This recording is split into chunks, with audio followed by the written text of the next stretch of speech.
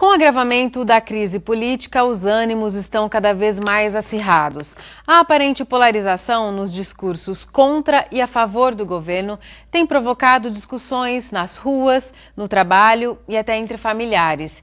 E para nos ajudar a lidar com essa situação, vamos conversar agora com o professor da Unesp, o psicólogo Antônio Eusébios Filho. Professor Antônio, muito obrigada por sua presença aqui no Unesp Notícias. Obrigado a vocês pelo convite. Professor, essa aparente polarização, ela já estava dormente, esses posicionamentos, eles sempre estiveram ali e só agora estão vindo à tona? Ou eles estão sendo amplificados por essa crise que vem se acirrando nos últimos meses? Eles estão sendo amplificados nesse momento e já foram em outros momentos históricos, né? Acho que sempre existiu uma certa polarização entre a esquerda e a direita, né? Sem entrar no mérito do que seja esquerda e direita, né?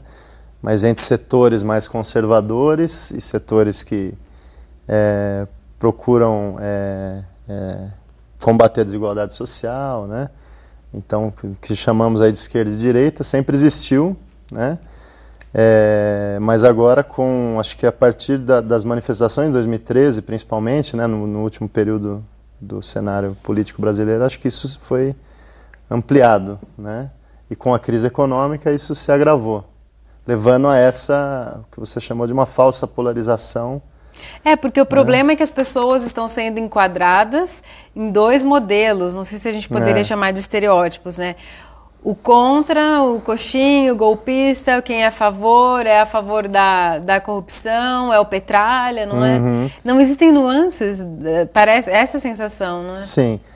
E na verdade, uma falsa polarização, né? Isso que eu queria chamar a atenção, porque são dois lados que não necessariamente representam justamente essa polarização de esquerda e direita. O PT não é esquerda faz muito tempo, né? Ele, por uma série de questões, pela base social que compõe o governo, né? Pelas políticas aplicadas, né? Ela não é mais esquerda, mas ele aparece para a opinião pública e para a maioria das pessoas como esquerda. Então, nesse sentido, é uma falsa polarização. Nesse sentido também. Né? Mas existe, claro, elementos, né? Acho que a base social desses dois movimentos, o pró-impeachment e o contra o golpe, acho que eles representam, de uma certa forma, essa polarização esquerda e direita, mas ela é bem complexa e contraditória, né? Ela não necessariamente representa um golpe da direita ou um partido de esquerda que se mantém no poder, né? Eu acho que a base desses dois movimentos acho que é marcada pela confusão ideológica, né? O que é direito, o que é a favor, quem é direita, quem é esquerda, né? Até aí falsos conceitos de comunista, enfim, é complicado, né? Acho que... E nesses fenômenos de massa, é comum essa simplificação, essa redução nesses dois estereótipos, que é o que a gente está vivendo, por exemplo? Eu acho que é mais fácil você massificar uma ideia quando ela é mais simples, né? Uma ideia mais simples, ela é mais fácil de ser difundida, né? Então, você colocar a luta do bem contra o mal, que é uma luta que se coloca também no campo religioso, por exemplo, né? E ela perpassa o campo da política também, ela é mais fácil de ser difundida, né? E a gente vê que ela é difundida em vários campos da vida, né? Vários campos da sociedade. Então, e eu acho que o próprio governo, né? Eu não diria o governo PT, mas o próprio Estado brasileiro, né? Um Estado fisiologista, né? A grande mídia, que é uma mídia também que tem elementos, vinculações claras com a burguesia, né? Ela se beneficia dessa polarização, porque fica uma luta do bem contra o mal, você despolitiza o processo, né? Eu acho que há também uma intencionalidade, né, de você simplificar as coisas para tornar elas mais... Você, na verdade, omitir a raiz do problema. Porque eu acho que as pessoas não se perguntam o que nós vamos ganhar como trabalhadores se o PT sair ou se o PT continuar. É uma coisa da pessoa, né? Fora Dilma, que é uma característica do comportamento político brasileiro. Né? Personalismo, né? E os políticos, de uma certa forma, os parlamentares, né? Eles respondem isso também com o populismo, né? Com o discurso inflamado, né, chamando para si a responsabilidade e fomenta um pouco, né, esse personalismo, né, na figura de um outro opositor que talvez pudesse ser o salvador, né. O problema é que nesse caso nós não temos salvador, né. Todos sairemos perdendo. Exatamente.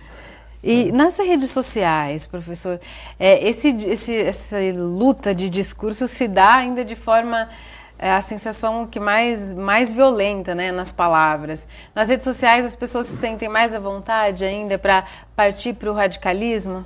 Então, acho interessante porque as redes sociais, elas de uma certa forma, elas eliminaram um pouco a cisão entre a vida pública e privada, porque as suas opiniões, que em outros contextos, né, antes das redes sociais, talvez, elas ficassem mais restritas ao seu local de trabalho, os seus relacionamentos físicos, né, hoje você coloca na rede social para uma série de pessoas, né, e aí você tem, né, no seu perfil, né, amigos, colegas de infância, pessoas do trabalho, companheiros políticos, aí você tem uma série de pessoas, né? E você compartilha as suas opiniões. Esse é um primeiro fenômeno, então fica mais explícito, né, a opinião individual de cada uma das pessoas, né? E mesmo também a opinião pública de coletivos políticos, de grupos, etc., que isso também é um fenômeno interessante, né? Agora, eu acho que hoje nós estamos vivendo um problema que todo mundo... acho que com a rede social isso ajuda também. Todo mundo é um articulista, um comentarista político. Está pronto para analisar. Está pronto para analisar. E isso você vê que na maioria das vezes, que geralmente esses argumentos mais simplistas compõem a base, né, de fundamentação desse movimento pró-impeachment, é extremamente vazio, oco, né? Fora Dilma, por fora Dilma, mas por que você quer? Acho que até é interessante que o Datafolha fez uma pesquisa na manifestação, entrevistando os participantes daquela manifestação pró-impeachment, e um número significativo de pessoas não sabia dizer por que queriam impeachment, né? E essas opiniões você vê sendo difundidas nas redes sociais, né? Atacando a pessoa, o indivíduo, o presidente como indivíduo e tal, reforçando esse personalismo, né, e essa despolitização, né? Mas ela torna explícita, de fato, as redes sociais, né? Você acaba gerando um desconforto, até nesse cenário de polarização entre a sua opinião e, de repente, a opinião de um familiar que não concorda, e aí ele já te denomina como petralha ou como coxinha, etc., mesmo você não tendo nenhuma dessas opiniões, né?